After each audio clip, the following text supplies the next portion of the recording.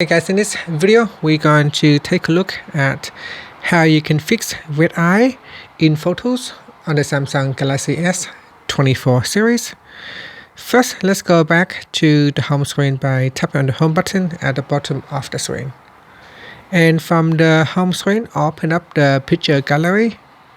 Next, in the gallery, open up the picture that has the red eye. Then tap on the edit button. Next, tap on Tools at the bottom, then tap on Face Effects. From here, swipe across and then choose Fix Red Eye. Tap on this eye icon and then tap on the spot where you want to remove the red eye. So I'm going to zoom in.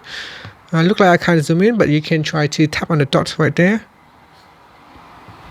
So if you take a look here, if I tap on the red eye, it will try to replace the red dot with a black dot.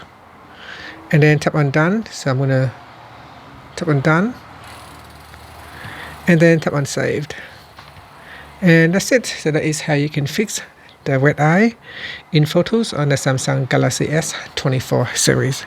Thank you for watching this video. Please like and subscribe to my channel for more videos.